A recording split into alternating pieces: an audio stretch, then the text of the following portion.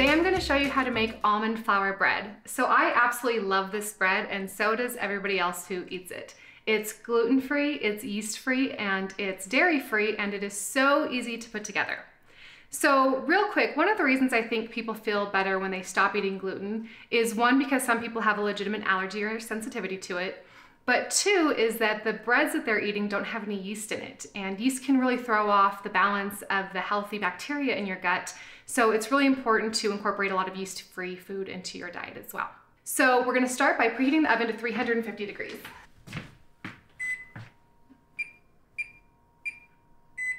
So to make this, we'll need eggs, almond flour, ground flaxseed, baking soda, honey, apple cider vinegar, and extra virgin olive oil, and a little bit of sea salt. So let me roadmap this for you really quickly. It's so easy to put together that you'll be making it all the time.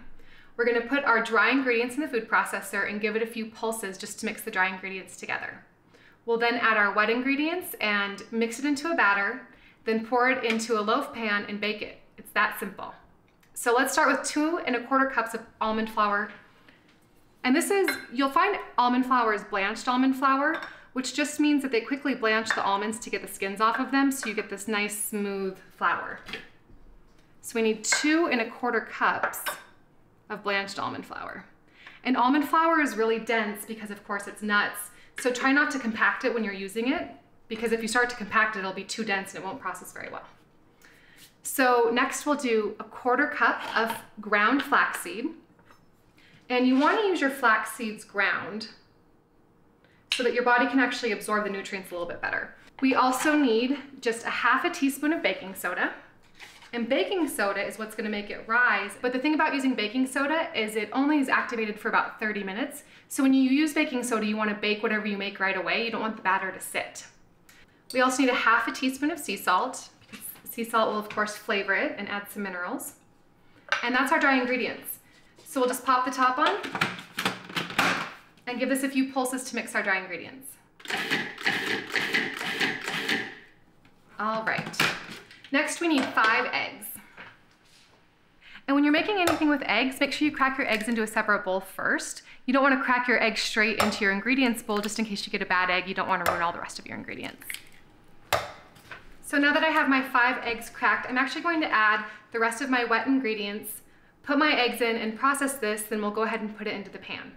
So for my wet ingredients, this is so simple. I just need a tablespoon of olive oil. And when you're using olive oil and honey in the same recipe, put the olive oil in your measuring spoon first and then put the honey in, and the honey will slide right off. So I need 1 tablespoon of olive oil.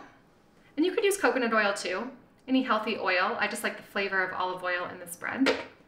So 1 tablespoon of olive oil. Next we need 1 tablespoon of honey. And if your honey seizes up on you a little bit and gets hard, just put it in a bowl with really hot water and it'll soften right up. And watch, this will slide right off because I put the oil in first. And then a tablespoon of apple cider vinegar. So the baking soda is actually going to react with our apple cider vinegar to create the bubbles that's going to give us the rise in the bread.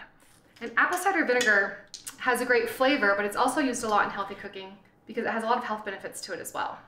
Now we'll add our eggs and we'll be ready to go. So let's pop the top on and process it for about 30 seconds.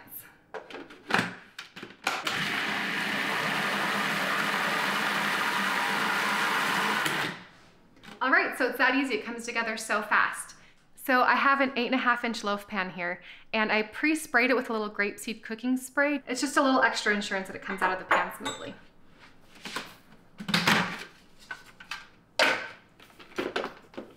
So take the blade out and make sure you don't lose a bunch of your batter when you take the blade out. Want it all in there. And just really gently get it all into the pan.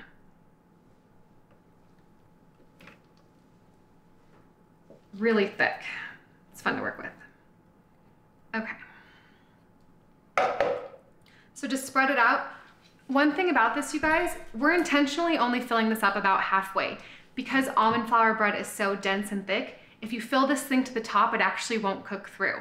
So I found that if I fill this loaf pan halfway, it cooks perfectly. So into the oven, 350 degrees for about 35 minutes, and we'll have our almond flour bread.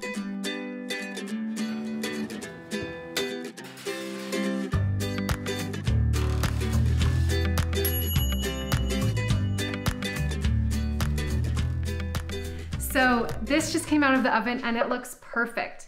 We're gonna let it cool in the bread pan for about 30 minutes and then it will slide right out. So while this is cooling, I'm gonna show you guys how to make chia seed jam. So right on the stovetop, we're just gonna combine 2 cups of frozen fruit. You can also use fresh fruit, but frozen fruit is also great to have around, especially in the winter months. About 1 tablespoon of lemon juice. And I actually do like to use a citrus press because citrus is expensive, so you wanna make sure you get as much juice out of it as you can. So 1 tablespoon is about half of 1 lemon pressed. And 2 tablespoons of your favorite sweetener. Today I'm going to use honey. I'm just gonna eyeball this.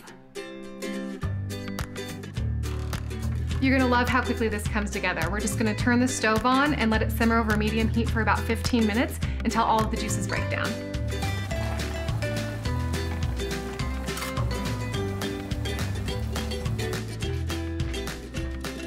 So now that I have my berry mixture cooked down, I'm going to add 2 tablespoons of chia seeds. And I love chia seeds. They're full of fiber, full of protein, and they actually have omega-3 fatty acids in them as well. So just 2 tablespoons right into the pan. And then let's just mix it up. So chia seeds gelatinize pretty quickly actually, so they're great in puddings or in jam or anything that you want to gelatinize, or smoothies too. And because we used such large berries, we're actually gonna use a potato masher and just mash this to the consistency that we want. It can cool straight in the pan, or you can put it straight into a jar. I like to store my jam in a mason jar so I can keep it in the refrigerator. So we'll just stick it right into the mason jar, and you can see how thick this already is. And in about 15 minutes, this will completely gelatinize, and the longer it sits, the thicker it will get. Let's get our bread out of the pan. We'll just tip it over. See, exactly. That's why we put some grapeseed oil in the pan first. And flip it over. This turned out perfect. I'm gonna slice it up and we can give it a try.